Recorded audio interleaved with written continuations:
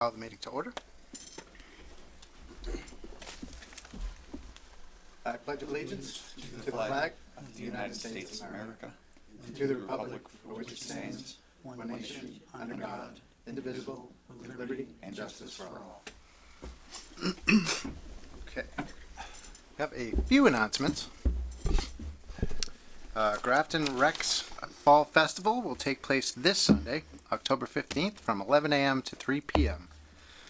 Join them on the Common for a scarecrow building competition, pumpkin painting, music, food trucks, inflatables, fun with local businesses, and more. Grafton's annual Fall Town Meeting will begin 7 p.m. on Monday, October 16th. That's next Monday, in the high school auditorium. Copies of the warrant are available here at the Municipal Center, the Grafton Public Library, and all post offices in town. It can also be viewed on the town website.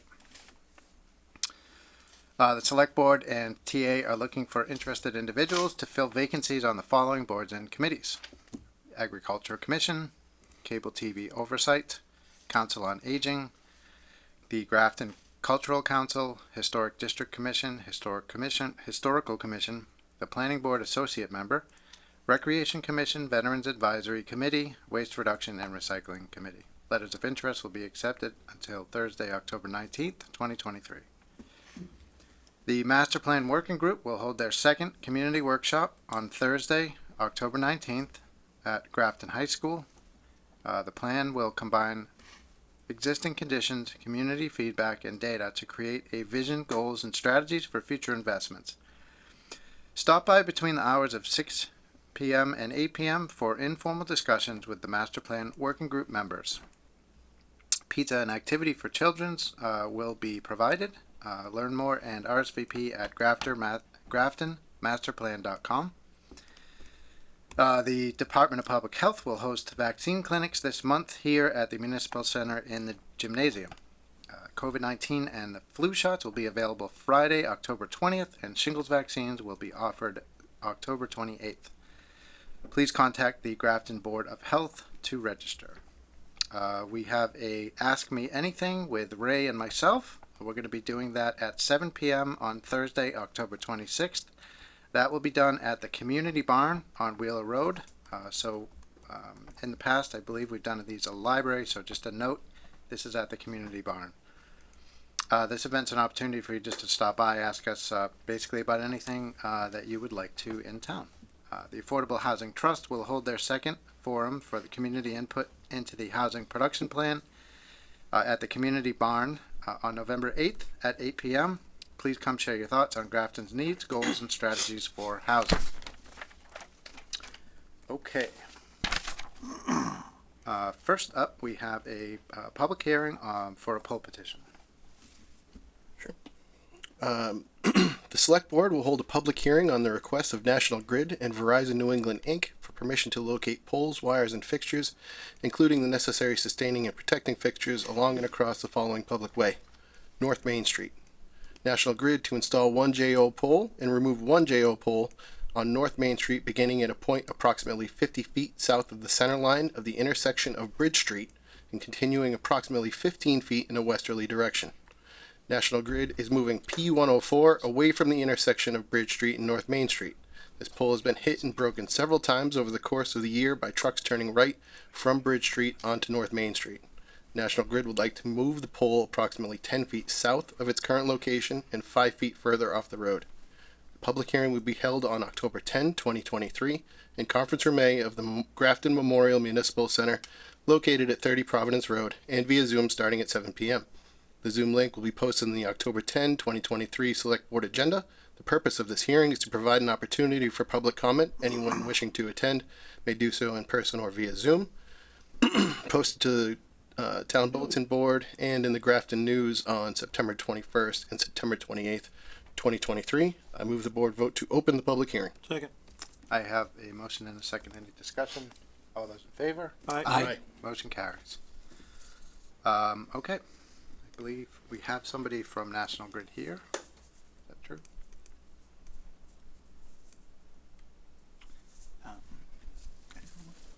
You got his hand up. Yeah.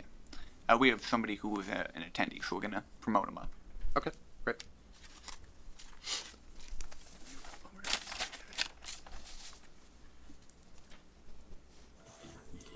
Hi, good evening. Can you hear me? Yes, we sure can. Welcome Thank to the you, thank meeting. you. So, yes, my name is Adel Wahid Nabat. I'm with National Grid, 939 Southbridge in Worcester, Southbridge Street in Worcester.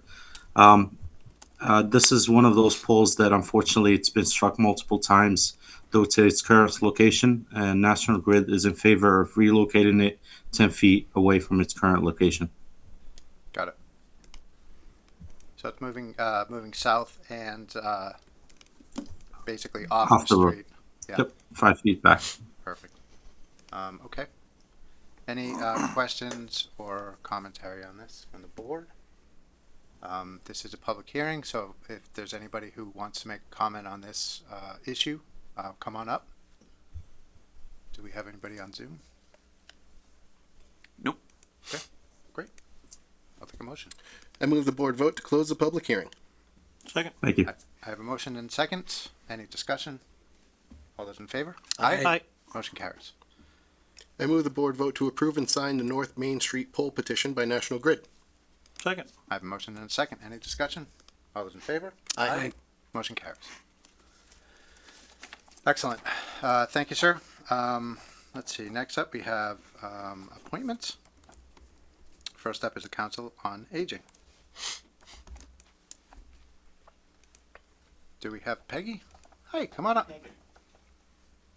Where would you like me to be? You can sit down, or you're welcome to stand up if you'd like.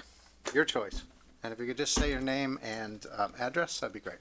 Okay, my name is Peggy Hubbard, and I live at 30 Edward Drive in North Grafton.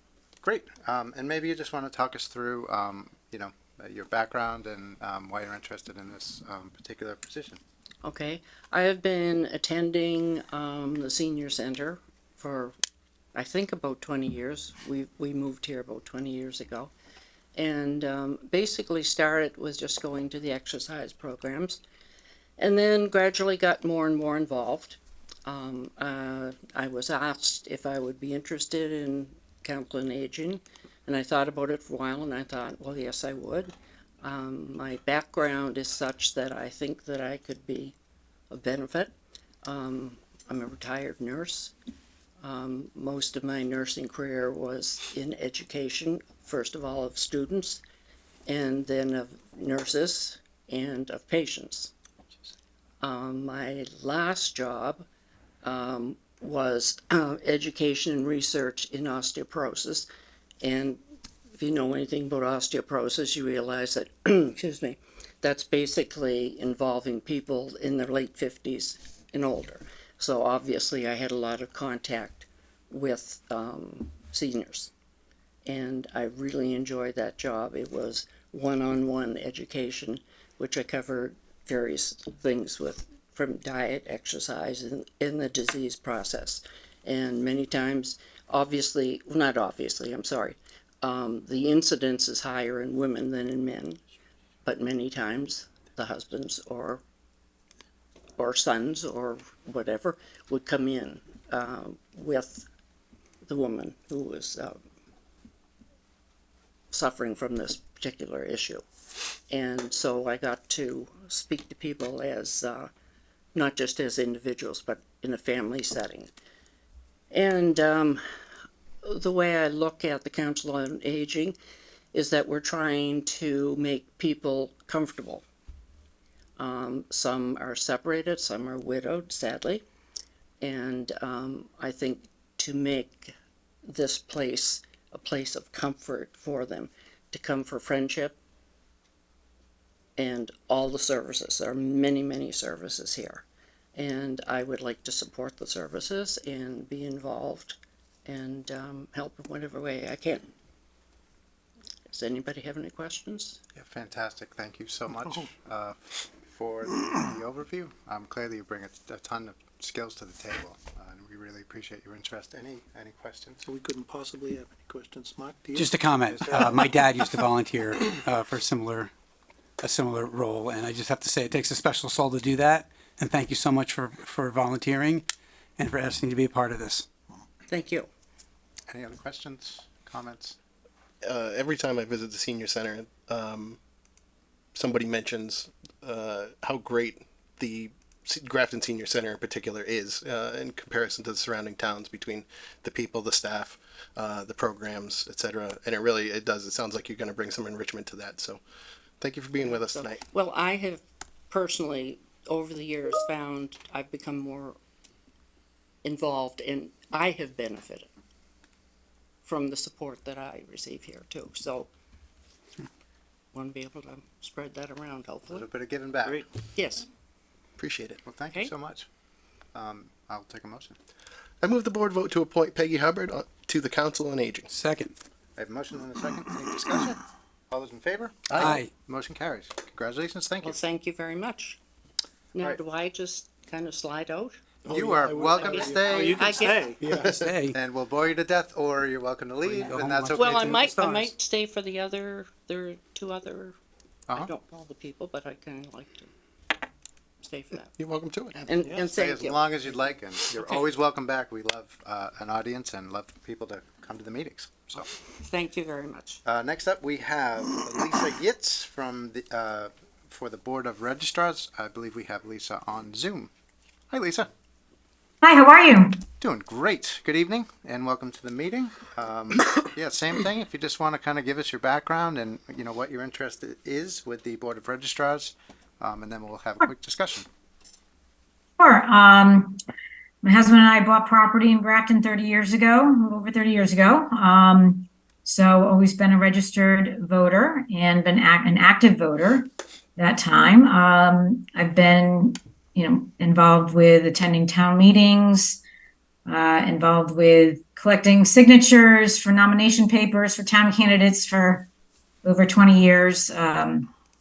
Worked with the, clerk's office with getting that type of activity done. And, done other campaign type of work, doing standouts for other candidates. So just, I'm interested in, the voting process, registrars, that type of activity in our town. And I haven't been able to been that active raising a family and kids. So now is my time that I have more time and I'd like to give back to the town.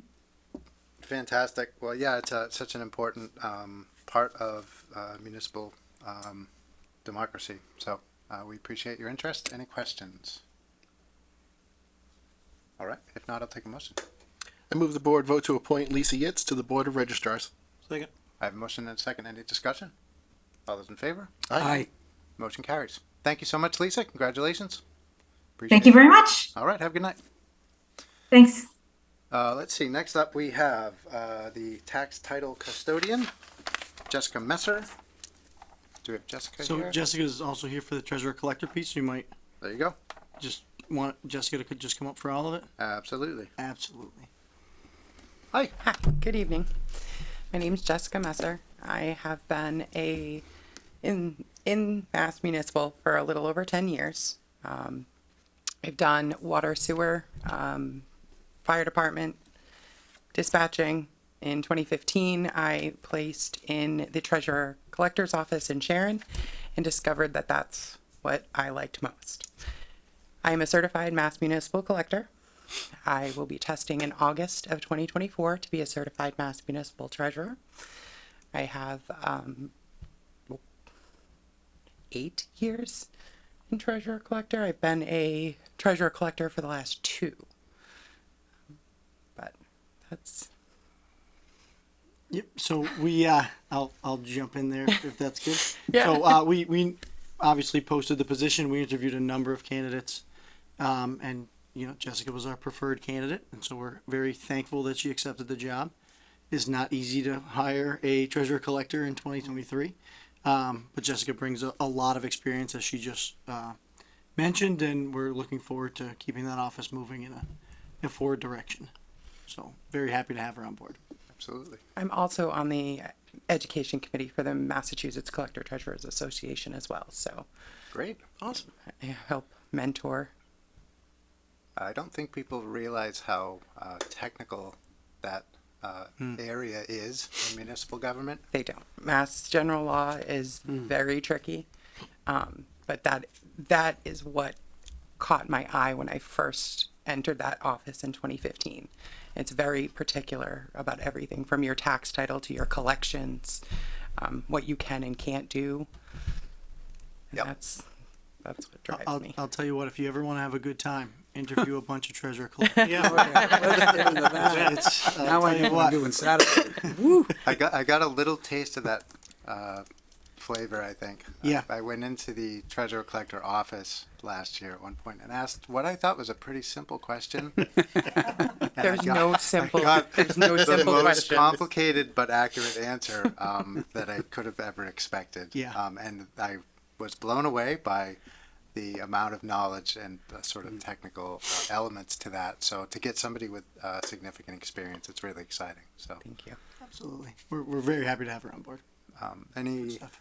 questions, concerns, comments? No. Great. All right, then I will take two motions. First one, I move the board vote to appoint Jessica Messer as tax title custodian for the town of Grafton. Second. I have a motion and a second. Any discussion? All those in favor? Aye. Motion carries. Second, I move the board vote to affirm the appointment of Jessica Messer to the position of treasurer collector. Second. I have a motion and a second. Thought we were trading back and forth. Any discussion? All those in favor? Aye. Motion carries. Thank you very much. Thanks so much. Thanks for coming in tonight. Welcome to Grafton. Thank you. Okay, next up we have an appointment from the fire chief.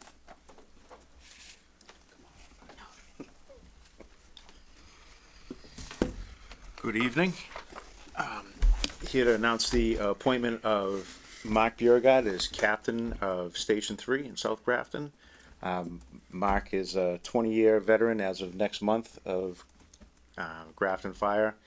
He has served as an interim lieutenant for just under a year now and has done an amazing job and has been part of bringing the department forward in its leadership, and he's also served on our training committee and also our standard operating guideline committee.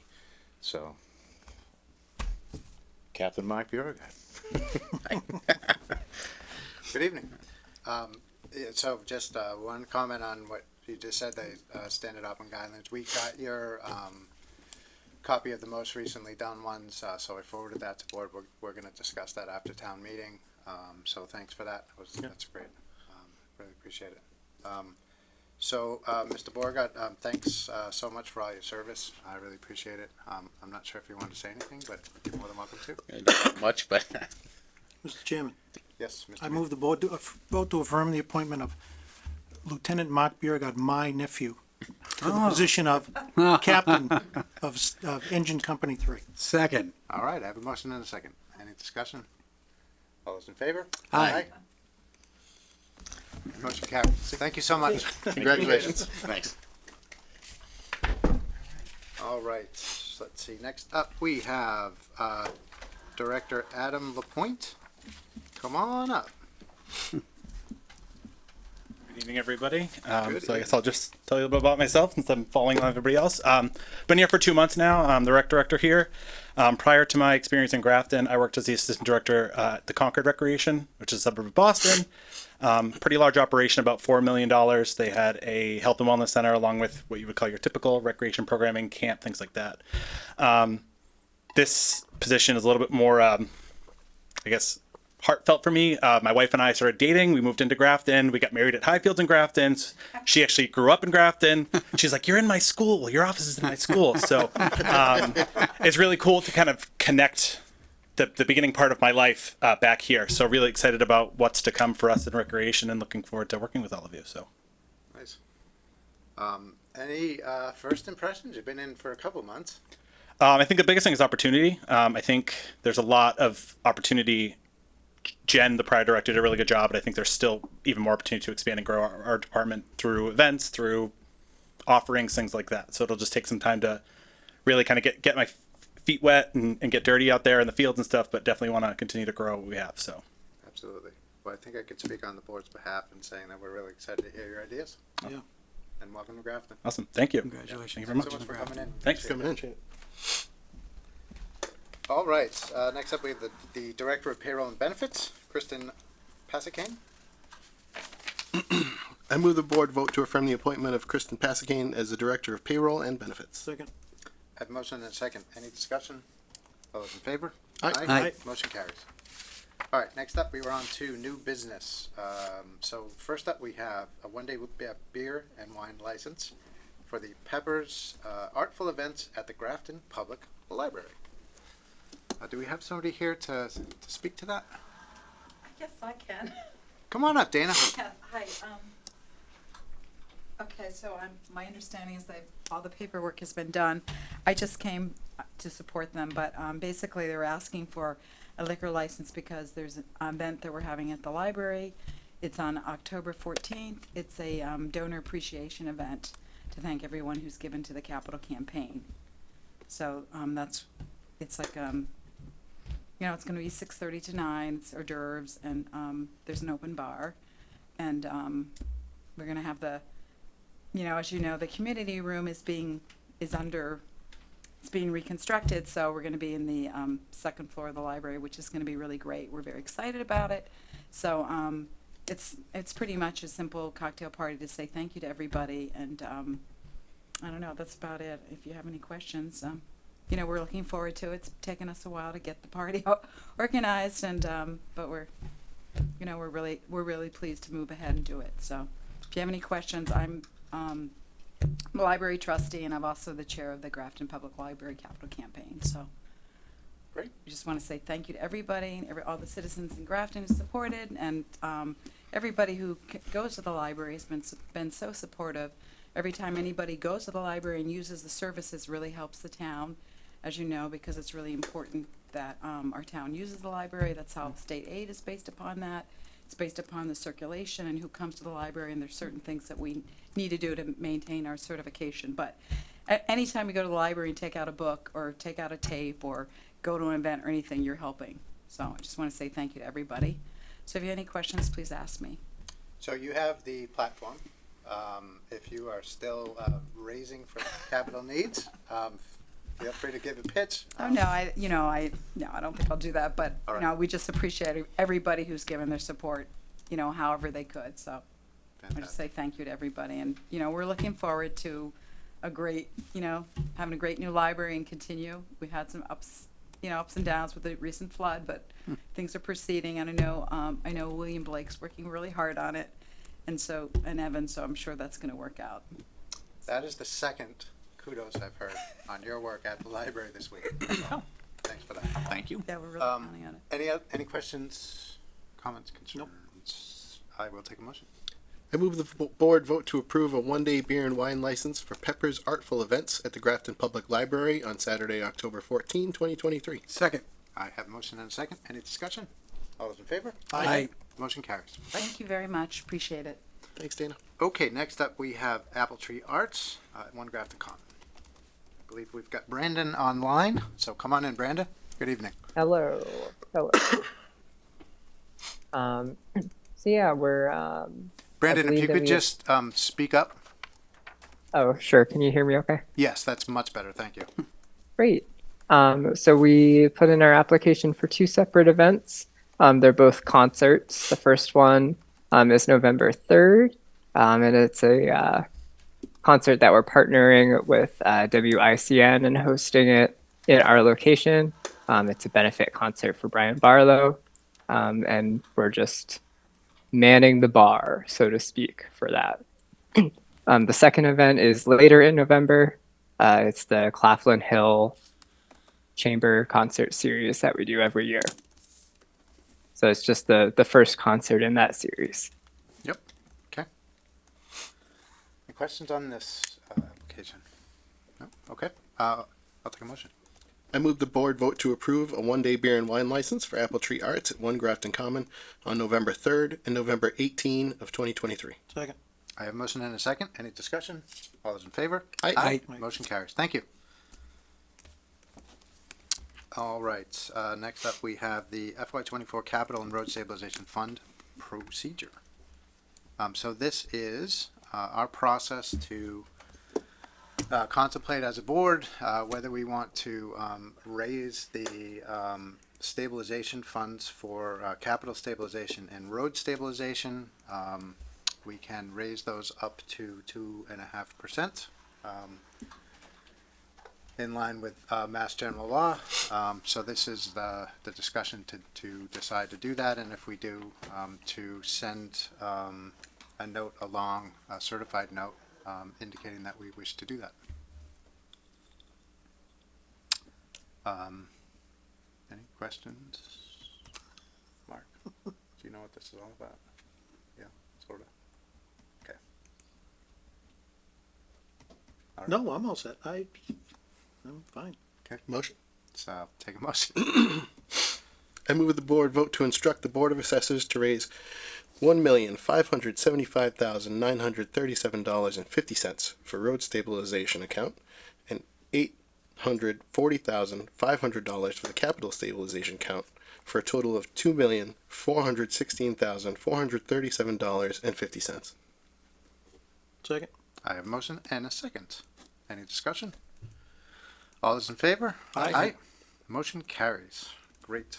Next up, we have feedback for the MMA regarding state programs and regulations. So I sent an email, forwarded an email today from the Healy Driscoll administration. They sent a note out to all of the select boards soliciting feedback that they will give to the state. So basically, I have the information to send along to them. I just wanted to basically ask that select board members consider anything that they would have individually.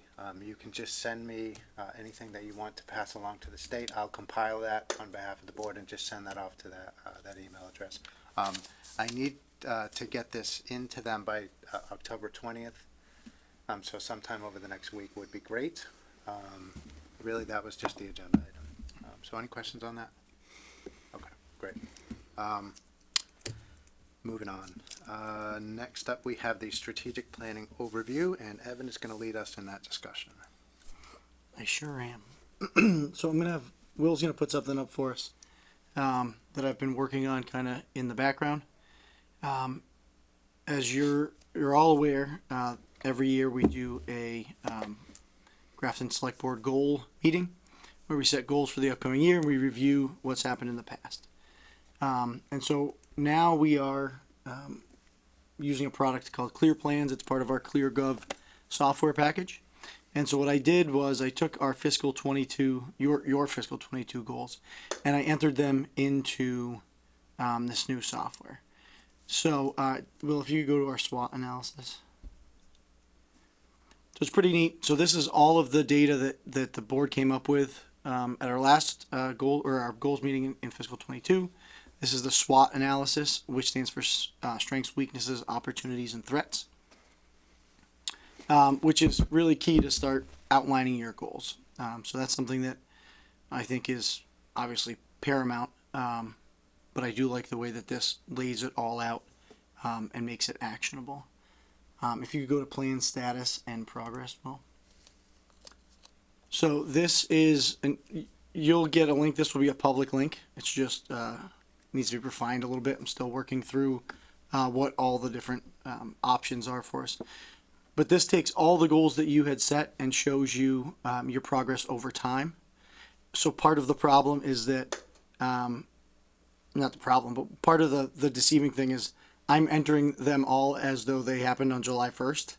So it makes the chart look kind of funky when that's probably not accurate.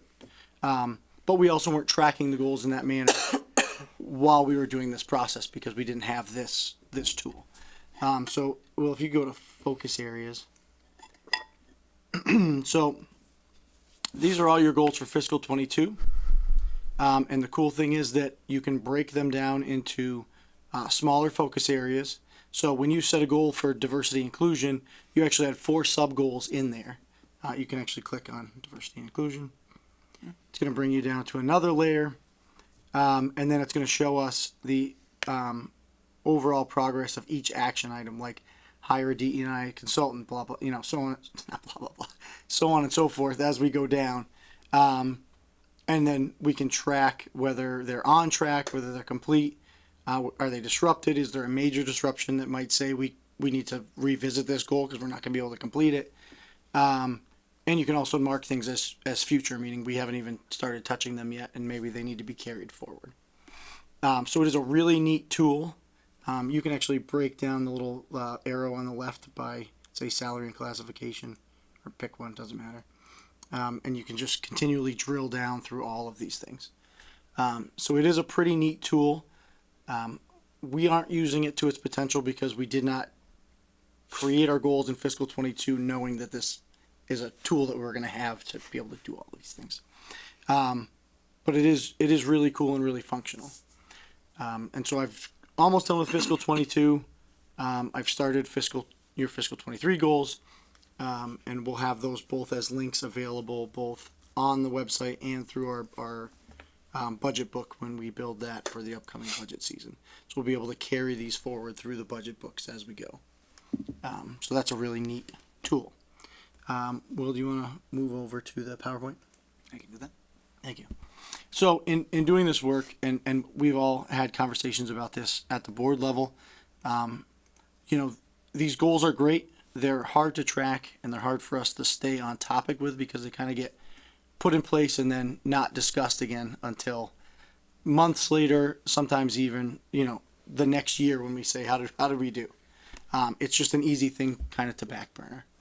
And so one of the things that I believe we should look at is rather than do a simple goals process where we sit in a room for one night or maybe 2 nights, is that we take a step back and develop a real strategic plan that puts the town on better footing, and it puts your staff on better footing to complete the goals that you all have. It's also a much more comprehensive process than what we're talking about here. So for those who are unfamiliar with it, the main point of strategic planning, as we're talking about it in this context, is to engage elected officials and local governments and staff on a vision for the community. One of the pieces that gets left out of that a lot is doing community outreach to inform the elected officials of what they should be focusing on, which I think is a really cool piece that we don't necessarily get in our current goals process, not because it's not open, but because it's just hard to garner that feedback. And so the main pieces that I think we miss are creating a mission, a vision, and selecting our values. I think that sets us up as staff to better support the goals of the elected body and of the town in general. Go to the next slide. So, this is much smaller than I intended it to be. And no glasses. So anyways, I'm getting the 43-year-old eyes are starting to hit. Thanks, Will. So 57. Yeah, I can't even imagine. That's not great. Okay, excuse me. The strategic plan. So you're you're looking to provide clearer goals from the governing body of you folks to the manager and staff in general. It's a great communication tool for the staff. It communicates to your employees that what they're doing has purpose. We're striving for a unified goal, and you can inculcate that into all of your different activities, no matter what they are. Like I said, inculcate. Yeah, what was that? I was about to That's ask. impressive. That I was- would've- Yeah, I would've not inculcate, it's great. incorporate, Look it up. but- Yeah. Did you write that down and then? No. When I was in poli-sci school, they said inculcate and pedagogy a lot. Wow. Yeah. I don't still know what either of them means, but you just throw it in. People are like, "Wow, that's impressive." Okay, so the strategic plan also helps prioritize the work of the organization, because when you do a full strategic planning process, we're gonna create a hierarchy. So right now, our goals are fairly horizontal.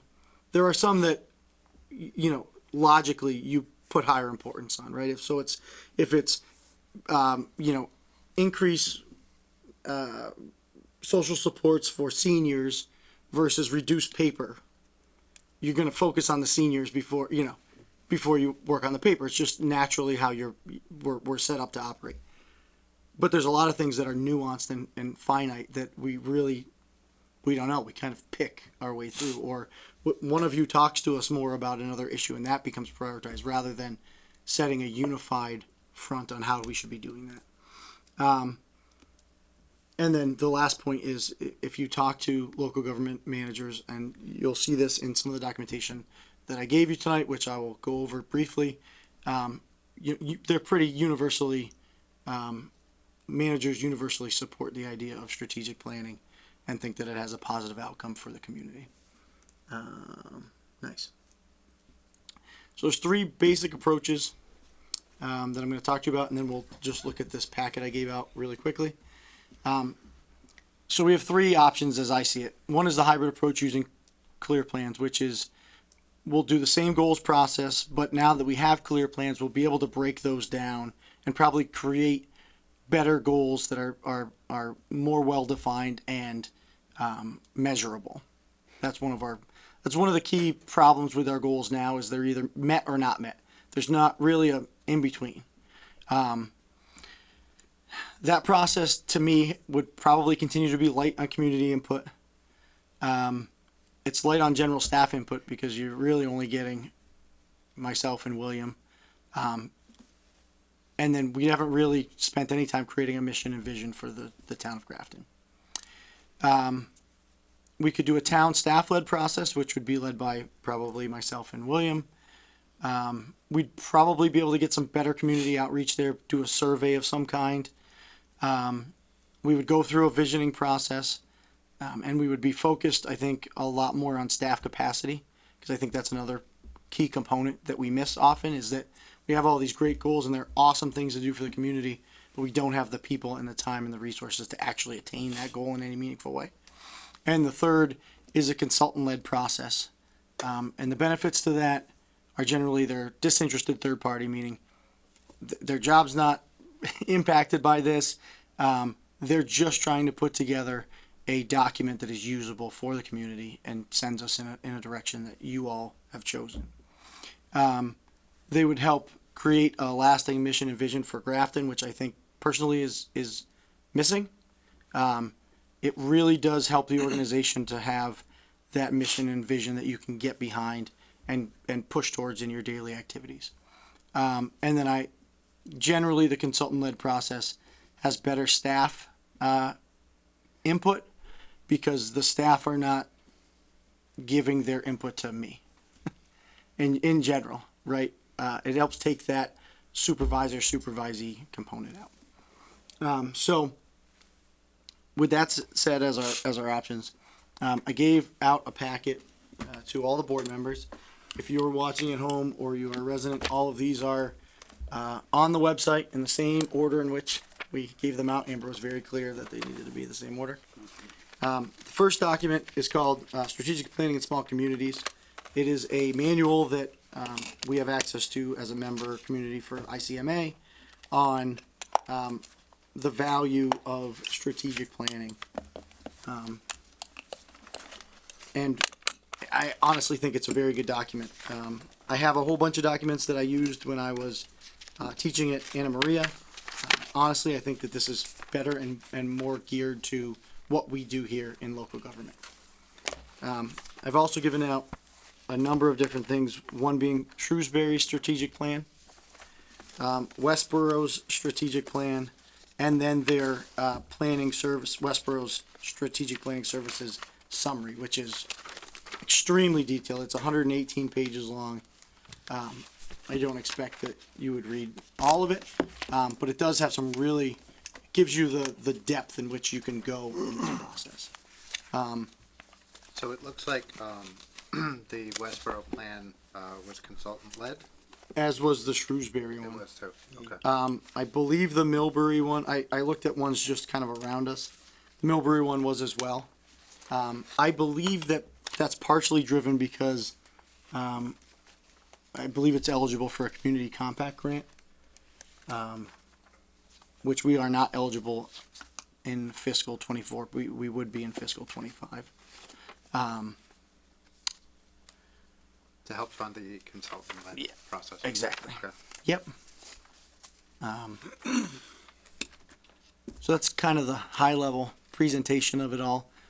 I do think it would be beneficial. I think Grafton is now at the point where we're large enough, we're professional enough, and we have enough going on that I think it would be a real step forward.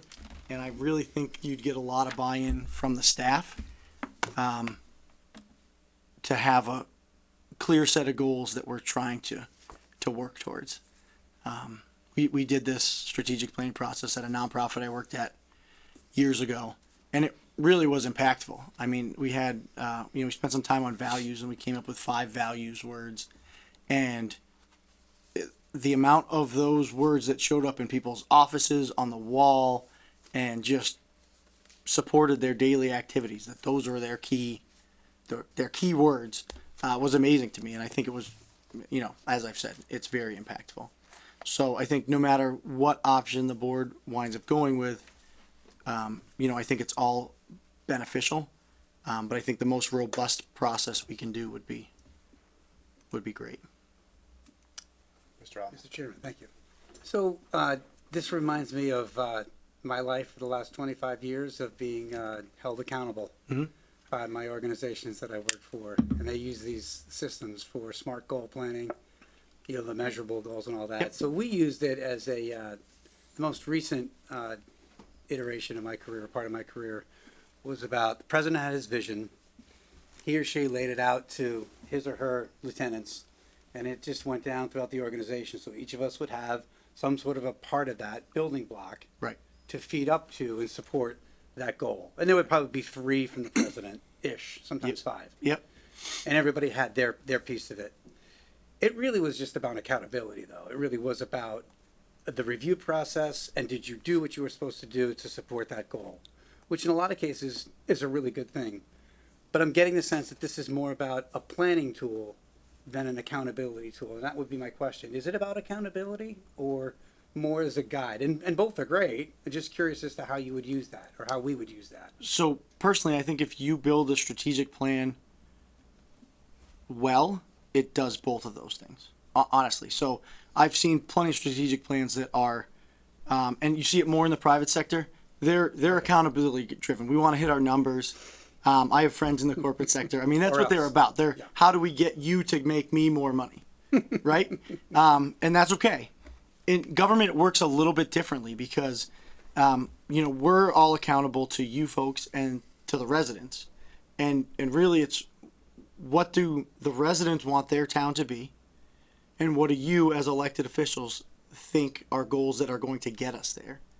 And then, so it's different in that it's grassroots to you folks, and then it's top down from there. And so there is some accountability that will be a part of it, right? If we're not making our goals, why are we not making our goals?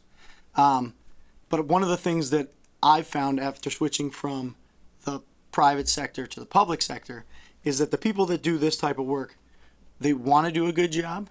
They want to do what the residents want them to do and what the outcome is that the residents expect. And they do so much better when they have a clear direction from their leadership of where we're trying to go. So much of what we do in local government is really making the donuts kind of stuff. It's the same stuff every day. We have a lot of reporting we have to do. We do the same things over and over. And I think people yearn for a clear direction, that they are going to try to achieve a goal and they want to hit that goal and they want to make things better for people if they can.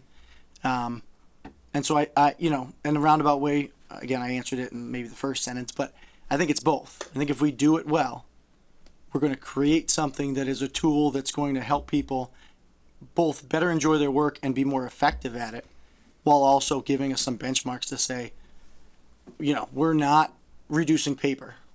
How come?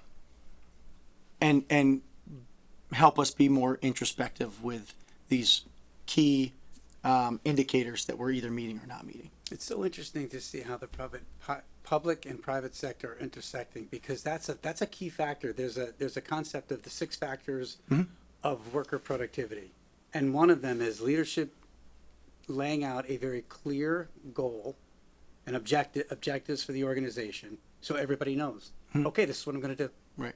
And they do respond really well to that. I agree with you. That's one of the top 6 things that drive worker productivity. Another is camaraderie and making people feel good about themselves too. Right. It's not just money. Right. So, Right. And it's not fear. So if you don't do this or else, Right. It's about knowing what I'm supposed to do, Right. and knowing that I'm feeding into the greater good. I think it's great. Thank you. Any other comments? You hear that, Andy? Less fear-driven management. That happened. It worked in the 80s. I'll loosen up. So, a couple of things that occurred to me. We're in the process of doing the master plan. Since that is its own strategy, that already includes a ton of community input. I'd encourage us to think about waiting until that's done. We also have the housing production plan, which has a pretty important element of, I think, something that this board's been focusing on. Both of those will be done over the coming months. So I think one thing that we could contemplate is to wait till those are done, basically have them presented to us, and then inculcate those with our strategic Nice. planning process. Yep. Might be one way to do it. What else was I going to say? So something that I really like about the more robust process is our ability to reach out to department heads to understand from their standpoint how they would align, I guess, with some various visions vision statements or strategic goals that we would have, because that's something that it has been very much top down, but I think it would be a better result if we had a bi-directional process where we could outline some high-level goals and they could help us refine those a little bit and help us understand from their standpoint and their part of Grafton's operations, how our strategy could translate into their areas. It's a really important piece, and it's not something that we typically, unless we're reaching out to department heads individually, it's not a type of communication that we typically have with department heads, and I think it's really important. So, because we get a lot of, we get the weekly updates, which I find incredibly useful, but besides that, we don't have the opportunity to kind of exchange ideas with department heads. So I would really look forward to that element of this whole process. So if I could jump in, I think if everyone's in general support, I think we could probably issue an RFI, if you think that's appropriate, to see what we're talking about as far as process and cost, and then go from there, because it might be something that we say we're going to do another goals process for this year so that we can apply for grants and do this, or it might be reasonable enough where we say it's great if we get the grant, but one way or another we're gonna do this, and make that part of, say, the capital planning process moving forward. Okay.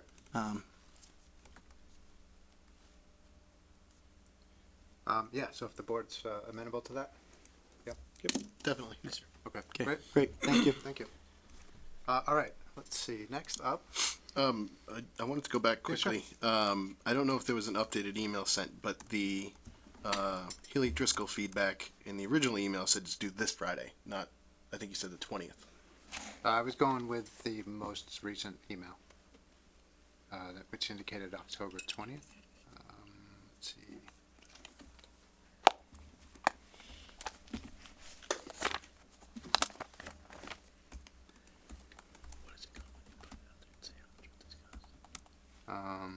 Yeah, so was there a more recent email than the September 25th? The one I forwarded, the one that's in the packet, that was from October 2nd, and it said Friday, the October 13th. Okay, so get that to me over the next couple of days then, and I'll get it in by Friday. Thanks for that.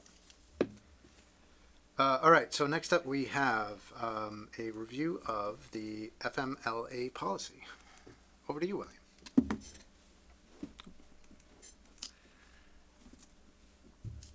I went to hit share and almost hit end, so that would have been very bad, but here we are. Alright, so as we progress through our review of all of the policies for the town, we've made our way to the FMLA policy. This one, by and large, was rewriting it and cleaning it up to fit the format that we've been putting them in. One of the biggest changes is we put the essentially the process that people need to follow, employees need to follow to be approved for FMLA, into clear-cut terms, so that way everybody's on the same page and everybody knows what to do. We had run into some problems with standardizing that, so our hope is that with the policy and with the new form that is attached, everything will move smoother than it was. Yeah, to be clear, anyone that needed FMLA, we helped through the process, but it was not standardized and it was not clear to everyone. And so that's, to William's point, that was really the key to working on this particular policy. Absolutely. The new form is one of the biggest changes, and we are hopeful that that will make it easy for employers to get the benefits that they need. Okay, great. Again, this all aligns with federal law, so Yep. you know, we're working within pretty well prescribed regulation, anyways. But that sounds really good. Any questions or comments on this? Nope. I move the board vote to approve and sign the family and medical leave policy as presented. I have motion and a second. Any discussion? All in favor? Aye. Motion carries. Thank you. Next up, we have the TA contract renewal. So that is something that historically we've had a couple of board members work on.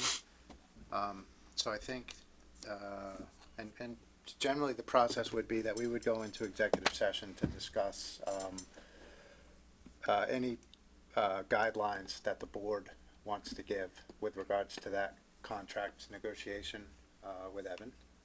And then some number of one or two members of the board would then enter into those negotiations with Evan and come back in executive session to discuss any sort of proceedings as far as items that need to be negotiated and you know, if there was anything that's being asked that's outside the parameters that the board you know, authorized and whatnot. So that's generally the process. I think we want to get this started fairly soon.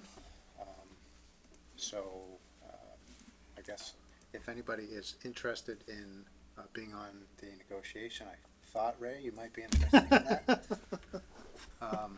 I'd also be interested in that if the board would be amenable to that. I'd throw my name out too. Yeah. Somebody's got to be the good angel to offset Ray. I have been very good tonight. Well, not sure about that. All right. I've done one of these already, so I'll step aside and just let you go with Ray. You sure? We can't probably have a quorum to discuss that, so it needs to be a maximum of two anyways. So why don't you guys just take that on, and we'll expect an update. Or I guess we'll just go into executive session in an upcoming meeting to discuss as a board what our general thoughts on that are, to review the contract terms and all of that, timing and whatnot. Yep. And we should probably have Mark Terry in that initial meeting, I would guess. You certainly can, yeah. Yeah. Yep. Okay. I'd recommend that we do that. He's our labor counsel, and kind of the go-to person for these type of contracts. In the initial meeting with Evan. I would recommend that we. Not our meeting. I'd recommend that we have him in executive session in our first discussion about setting some parameters for the negotiation. Okay. Yeah, I really try not to weigh in on my own contract negotiation, Sure. but Then stop. no, I'm gonna anyways. I've been working with you, Ray, for like 2 years, so this is how it just goes now. I shouldn't do it, but here I go. No, I think having Mark Terry advise the board is very, it's highly recommended. I typically have not had labor counsel involved when it's Andy, Ray, and myself having a chat about the actual negotiation. We don't. Right, that's kind Yeah, of we what I don't was need him for that component. It's really helping you set your parameters and then. Yeah, in my opinion. I was suggesting in the first executive session Yep. where the whole board says, here's the contract. Yep. You know, what do we want to discuss in terms of tolerance for, you know, increases and, you know, whatever. So that was more it. Yep. Because Mark obviously was the person who crafted the original contract. Yep. So he's very familiar with it. Great. So I'll leave that to you guys, and I will have Amber line up a discussion with Mark in executive session in an upcoming meeting. Okay. Any other questions or comments on that? Excellent. Okay, so we are moving on to select board reports. Chair. Mr. Mead. EDC is putting together a survey, a business survey in town that we're going to send out to all the businesses, and we're also going to have a business cocktail hour, I guess, at the Post Office Pub on January 24th, inviting all the businesses in town and also inviting businesses that are looking to come to town. There's a few out there that are coming into town, building buildings and things, and we want to talk to them and, invite them in and welcome them to the town, so. Great. That's on January 24th. Okay. Excellent. Any other reports from the board? So I attended a MMA discussion on just effective community engagement. So I'm happy to forward those slides and that content along. It's a really good discussion, I think. It's all about different types of engagement and some of the kind of pros and cons to each. And a lot of the emphasis was around your public engagement process really is context driven. So there's no single way to do it. It really is dependent on what the issue or topic is. So I'm happy to send that along. All right, if I don't have any other, then we'll take on the TA report.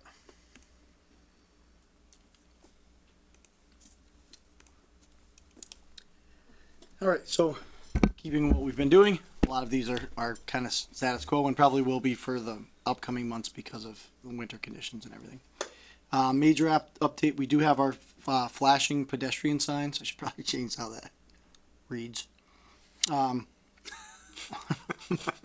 Just if you're in an area where there's a flashing pedestrian, you'll know. So anyways. Usually dimly lit. Yeah, exactly. Yep. Yep. Beige trench coat. So, we will be putting them up in the coming week. Just waiting for a couple of conditions to line up with our human capital, and they'll be up and working. So pretty excited about that. We are waiting for the South Grafton Community House. Our bids are due for that painting and rehab on October 20th, and we'll be able to award and move that project forward. And I don't really have an RECC update for you all tonight. We haven't met since the last time. We're still putting together more documentation. I think, in my past experience, it's the type of process that is fits and starts. So you make some great progress in 1 month, and then it's a couple months as things catch up and progress, and then you make a couple until we get all the pieces in place, and then we'll be, kind of off to the races. So looking forward to doing more in that. Other updates. We are in the process of converting all of our retirees to the Mass Strategic Health Group. If you recall, we moved from being Fallon only over to the Mass Strategic Health Group at some considerable cost savings for the town. And we're doing the same with retirees. We did all active staff July 1 and all retirees January 1, just to give us some separation there to make sure that everything goes through smoothly. Town meeting obviously is coming up next week. We have logistics this Thursday on Zoom. We do feel like we're in pretty good place. Waiting for the clicker vendor to have the actual clickers, but they have done the. Go ahead.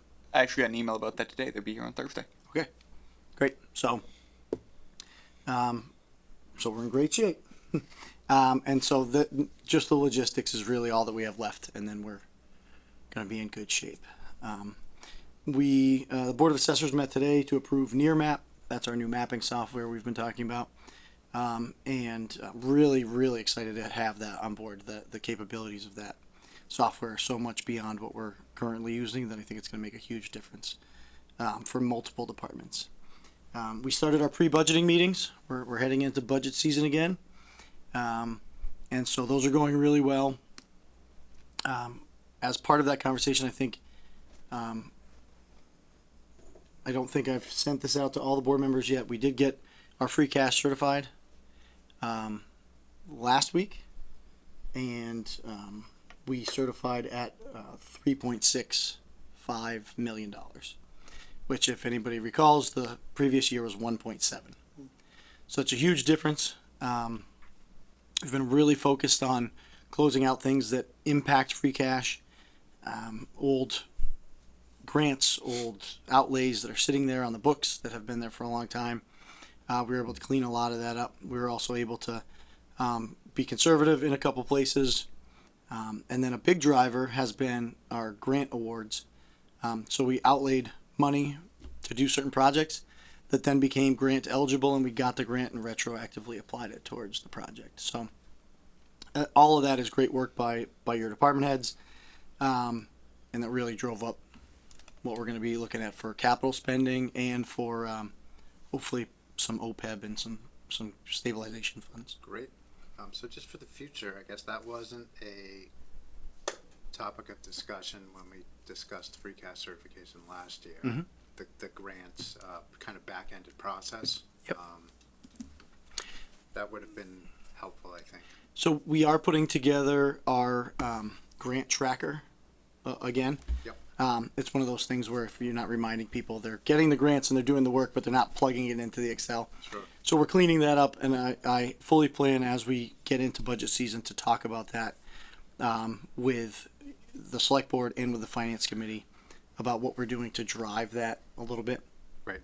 You know, you don't want to be misleading the public to drive your free cash, but we're able to really be aggressive on some things, and it's really worked out to the town's benefit, I think. Great. Well, that's a better number than we've had in quite some time. I can't find a certification higher than that. So I want to say that it's the highest in Grafton history, but I don't want to say that. It could be. Because I don't want to be wrong. Mary's looking into it. We'll put that on our door. Well, that's good from a capital standpoint. It is. It's great from a capital standpoint. And I think it puts us on really good footing coming into the upcoming budget season. Great. The capital planning process is underway. The ClearGov section of capital planning is open to all the department heads. I've met with a number of them so far to help drive things into that plan. We're really, really focused on building a better plan for years 3, 4, and 5. That's been our weak spot, admittedly. Yep. And so we've really been trying to drive department heads' mindset on how do we build a true capital plan and not just everything's in year 1, and if we don't get it, we'll spill over to year 2. That's not how a capital plan works. So I think we've been doing better each year, and this year our main goal is really building out 3, 4, and 5. So I'm really looking forward to that. And then lastly, we had active shooter training last week. Last week? Seems like it was longer ago than that. I think it was 2 weeks ago. It was sometime in the recent past. It was a great training. It was led by 2 Grafton police officers.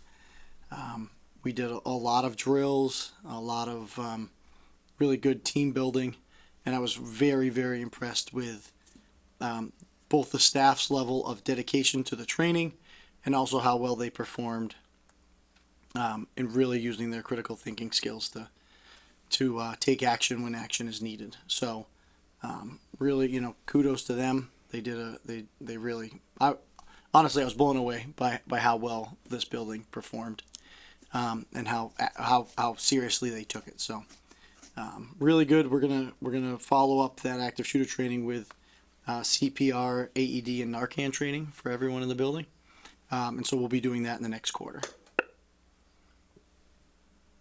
That's all I got. Awesome. Nice.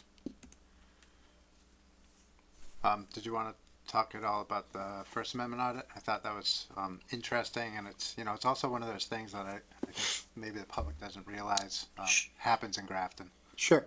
So we had our second First Amendment audit.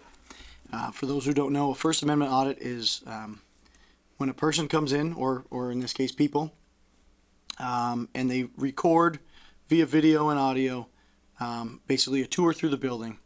And essentially what they're doing is asserting their First Amendment right to be anywhere in public space and record what you're doing.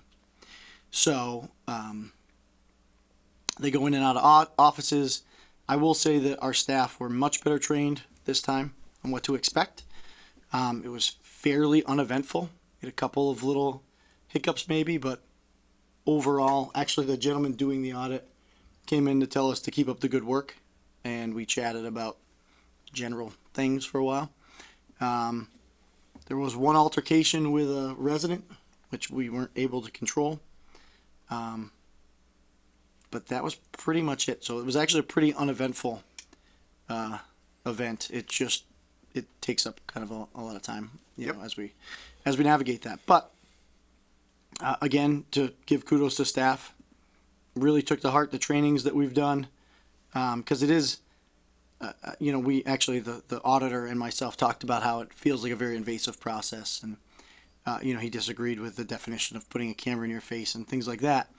But it does feel invasive. It's really one of the only jobs that you'll ever be at that you can be an accountant sitting at your desk and somebody comes and sticks a camera in your face and say, I own all of this room, and I own your computer, and I own everything you do, and those type of things. So it's disconcerting at first. We did a lot of training, and staff really took it to heart, and they executed very well. So it was a jovial kind of experience. Chatted with a lot of staff in the hallway, fist bumping people down the hallway and stuff. So I took it as a positive. You know, I think we've learned and corrected, and I think we did well. So it's not on YouTube yet, but if it gets up there, I'm sure it'll get around quickly. Absolutely. Yeah, it's intended to be a little bit provocative, right? Yeah. So, and I have a lot of admiration for the staff that handle that situation with grace, because it can be quite uncomfortable. Yep. But that's what the training is for, and to hear that it was relatively uneventful, that's absolutely what we want. Yeah. So. Yeah. No, can't say enough about our staff. They did a great job. Excellent. Okay.